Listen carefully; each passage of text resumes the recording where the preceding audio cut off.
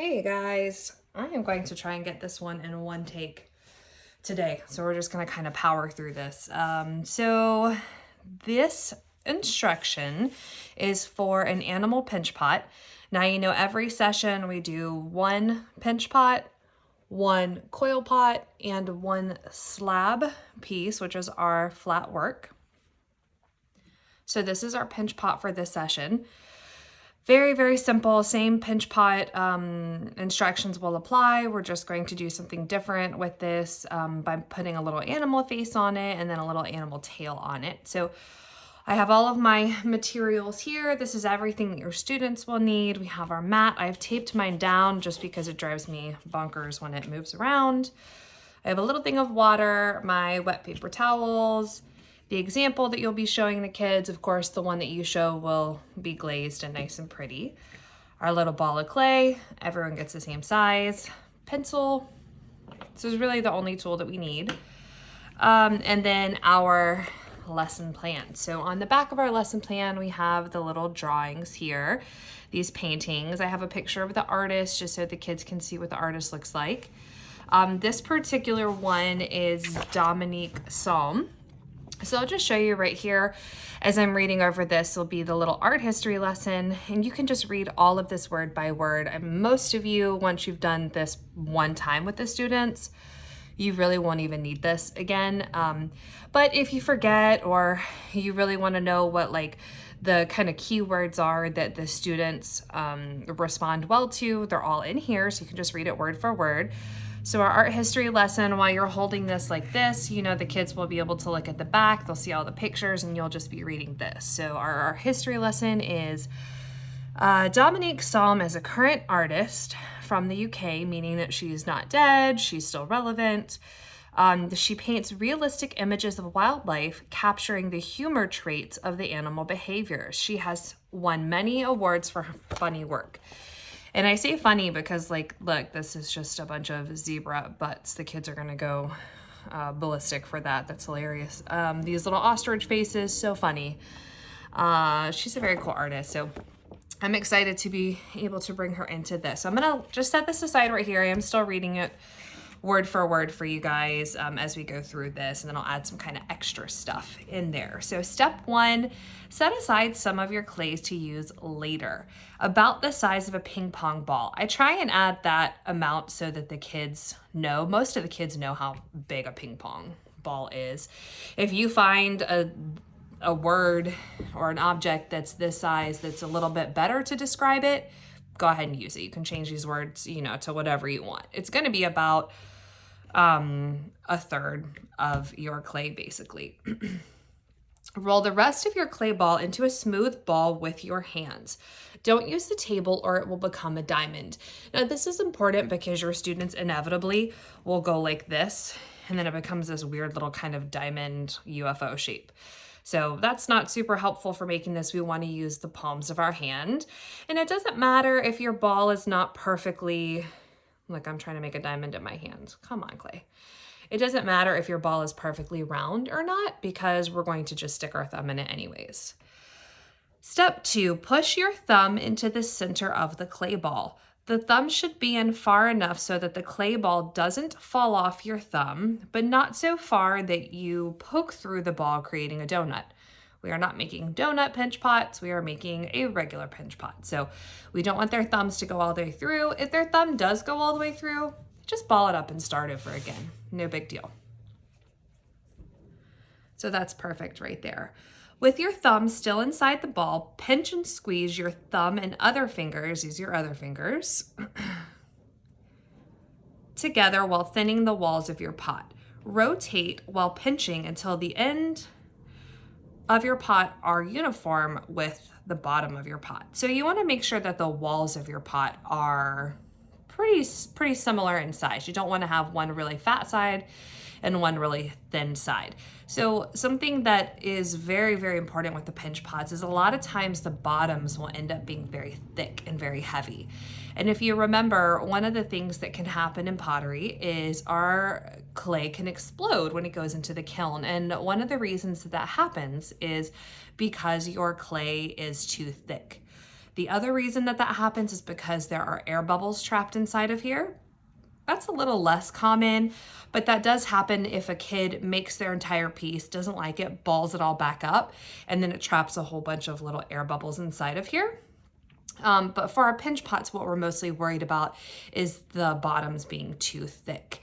And that will definitely explode in the kiln. So as your students are making their pinch pots, walk around. This is just something that I always make a practice when I'm teaching the class. Walk around to the bottom and just pick up your students' pinch pots and kind of smash down the bottom, because I can guarantee you 99% of them will be too thick. They'll leave that really, really fat down there. And the bottom should be the same thickness as this. So if you look at these walls, they're all about 1/4 of an inch thick, or about the size of a pencil. That's really what we shoot for in pottery, because if any thinner than that, and it's fragile and it's gonna break, any thicker than that and it might blow up in the kiln. If your clay is getting really wonky at the top, you can always have your kids kind of plop it down like that. That'll make it flatten out at the top. All right, so we're gonna set our pinch pot aside. It's a pretty nice pinch pot. I do like to flatten it a little bit, because the bottom of the pinch pot will get nice and round, and it'll be like a dreidel, like a topsy-turvy thing going on here. We don't really want that. So if we press it down just a little bit, it's nice and secure, so it has that flat bottom right there. So we're gonna set that aside. Step 3, divide the remainder of your clay into one larger ball for the animal face, that's this part right here, and then a smaller ball for all the little details. So you don't need much clay for these additional details, a tail, some ears, and that kind of stuff. So I'm just gonna pinch off a little bit for that. Now we're shooting for a face that is about the size of a, I don't know, what is that, like a silver dollar maybe? Because we don't want it to be too large, or it's going to be too heavy and it's going to fall off of our pot. So to make our face, we're going to flatten the larger ball by pancaking your hands together like you are clapping, or like you're making a pizza, or whatever your kids want to do. Now, this is way too big for that. So if your kids come out with a head like this, their pinch pot is going to be so top heavy that it's going to go just like that. We don't want that. So if their head's too big, that's okay. Just use your pencil, cut out a smaller circle so it's about that silver dollar size. Set that aside. And with all that extra, I will have space. I can really make something cool with this. All right, so we've got our little head here.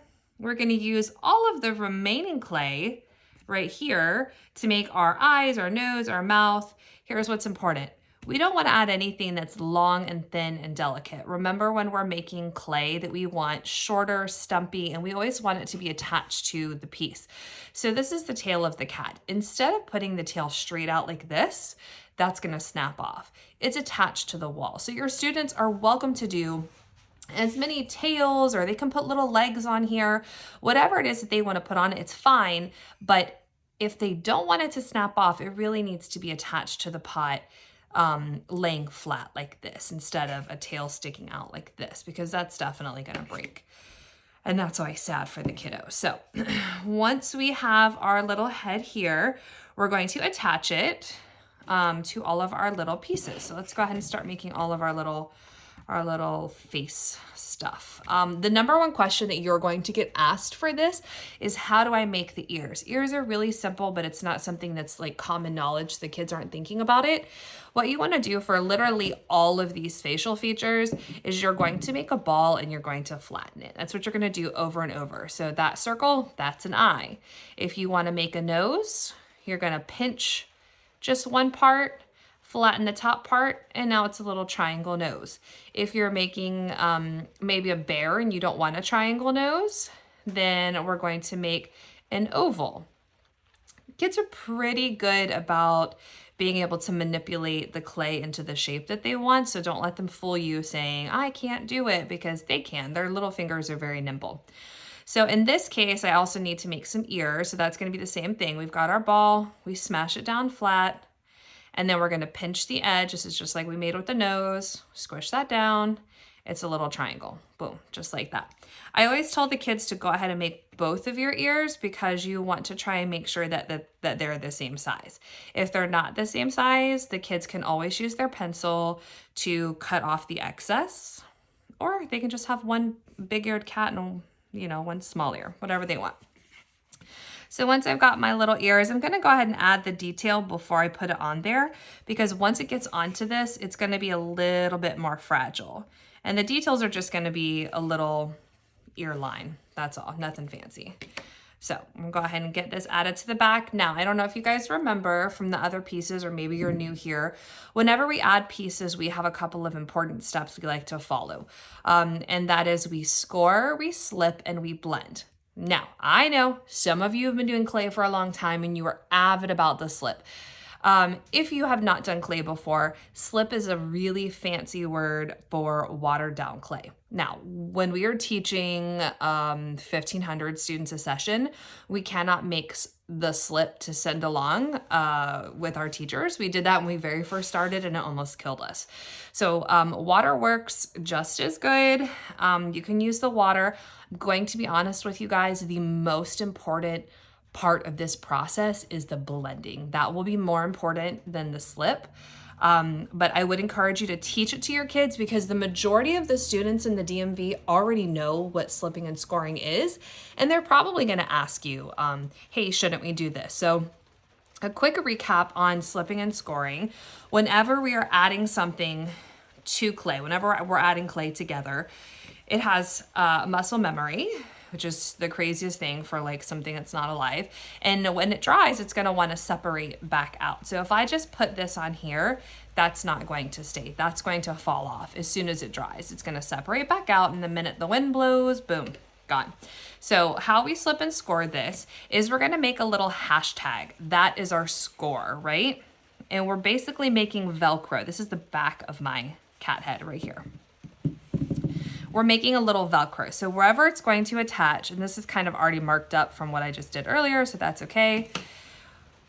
We're gonna add a little bit of water, that's our slip. But the most important part to this is we're going to blend it. And what I like to tell the kids is to use like stitches. So to blend it means that we're trying to make this line right here disappear. This is trying to become one piece of clay. If your students use little stitches like this, then it helps it to kind of Velcro into itself. So I apologize, it's starting to rain and we have a tin roof on the studio. It's about to get real noisy. So I'm gonna get that little guy. We've scored both of them with our little hashtag. All of your students know what a hashtag is. I'm gonna use my stitches, stitch, stitch, stitch. They can pretend they're little doctors and then just smooth it out. Look how easy that was. No reason that a kindergartner can't do that. My kids, they all do that. They've done that since they were in kindergarten, so I know that the other kids can do that. Let's go ahead and throw a couple eyeballs on this little guy here before our rain gets too loud. For our eyeballs, we're gonna do 2 little balls. I try and make sure they're the same size, but honestly, it gets really cute if they're not, so that's okay. Do my little mark, hashtag, hashtag, hashtag here. Go ahead and hashtag where my other guy is gonna go. Let's go ahead and hashtag for our nose. That way we can just kind of have it all on here. I'll go ahead and slip it all, slip my eyeball. Now, you don't have to score tiny, you don't have to stitch tiny things like this. That's just kind of, we leave it up to the clay gods at that point if they're gonna fall off, because they're really too small to be trying to stitch. I am gonna shove my pencil in here and give this some really giant creepy eyeballs. Cute. I might give it some little eyelashes because that's always really adorable. And if you have kids that are early finishers, what we need to tell them is, hey, is there anything else you can add to your piece?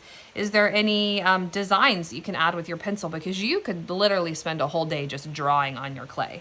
We're gonna make our nose now. I'm not gonna do a triangle nose. I'm gonna do a little oval nose for this cute kitty. My clay is pretty wet at this point because my fingers have been rolling around in the water. Let's get that on there. I'm gonna give it little nostrils, cute. And then if they want to make, the mouth out of a coil, they can. I feel like that's just really intricate and I have a hard time with that. So I think that the kids would. So they can draw any part of this on here that they want to, they can draw. Here's my little whiskers. That's just gonna be a coil. I'm not going to slip and score that because it's very, very hard to score a tiny little coil. So this little guy's gonna get 2 whiskers, that's it, because I ran out of room. So our coils are just snakes, and I like to say the word coil because I want my kids to know the clay vocabulary, but I also want them to be able to relate it to something they've made before, like with Play-Doh. All kids have made a snake. So if you say a coil and they don't know what that is, go ahead and throw out the word snake in there and they'll be like, oh yes, I've made a snake with my Play-Doh. Again, I'm gonna go in with my little detail lines right here. My pencil's getting kind of mucky here. That's all right. So that is my cat's face. Easy peasy. If your kids want to add some other cute little designs, whatever, they can add whatever they want to that. So now I want to attach this onto my little pot. Magic word, score, hashtag, score the back of this, hashtag, add a little water. Again, if you don't add the water, it's not the end of the world. You do need to blend it though, because if you don't, it's going to fall off 1,000%. So I'm gonna press this on here. The first part I'm gonna blend is the back right here.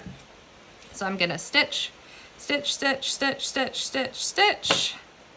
Go in and smooth. If it looks really gross from the stitches, they can always go and smooth it out with their pencil. It doesn't bother me because I'm gonna have, you know, glaze all over it, which will fill in the little holes, but if that bothers them, you're gonna have some perfectionists, and we don't want that to bother them. On this side right here, I'm just gonna go in with my pencil and smooth out that line to make sure that that's blended. So now we've got one piece. This is all one piece. It's not gonna separate in the kiln. If it gets a little top heavy, just go ahead and pull it back like that. All right, let's go ahead and work on our tail using our excess clay. And you can see, like I have a ton of extra clay. I don't even need that much clay anymore. So we're gonna get our tail here. Our tail is gonna go right here. Again, I don't really score the tails just because that's very difficult on a coil because it's already small, but I will absolutely blend it in. And by blend it in, I'm just gonna go on with my pencil and make that line disappear right there. Now, when you're going around and you're helping your students, you know, some of the kids are gonna need help with certain things, particularly the younger ones, the kinders. When you're going in and you're helping them, make sure that while you're helping them to blend as well. And stress the importance with your students, because when your students know that they're really in control of whether or not their pieces fall off, then it really helps them, number one, to work harder, to do a better job, to make sure that things are blended so that their pieces come back intact. But number two, it helps them to not be surprised if it comes back and a piece is broken off. Because, you know, it's like, well, Katie, you know, we did tell you if you made a really long tail that stuck straight out, it's probably gonna fall off. So make sure that you are warning your students about that. It really takes the surprise out of it when it comes back. Our last step when our students are done, if they want to add any other little details, I like to make like a little polka dot cat, a little calico, because you want to have these extra details to make your cat, I don't know, not be boring, maybe that's the word. Also, the more details they put in here, the longer it will take them to glaze it, because they will have it's almost like coloring. If you're coloring a piece of paper that has a very simple design, it's not going to take very long. But if you have a lot of stuff on this, then you're going to be able to take more time to color in these polka dots kind of separately. All right, that's pretty much it. I want you guys to make sure you put the names on here. Do not put the name on the bottom. You put the name on the bottom, what's gonna happen is, like if I put Katie, or we'll just put Cat on that, and it sits for a week in your bin waiting for us to get it into the studio, sometimes it will be all smudged. That was a terrible example because just bad example all around, but I don't want it to be smudged. That does happen a lot. Even though this is pretending that it's not gonna smudge, it is gonna smudge. So the best places for you to write the names are going to be on the side of the pot. So I will write, you know, Kate We're gonna write Kate with a T and with a C because then it looks like cat, and that's what we made. So we're gonna do first name Kate, her last name is Leinecke, so we're gonna put an L, Kate Leinecke. There we go. An alternate place that you could put it if you don't want it to get smushed is you can put the name inside of here, because nothing's gonna happen inside of there. Kate's L. You got to put that last name or else it might get confused with another Kate L, because there will for sure be another Kate L here somewhere.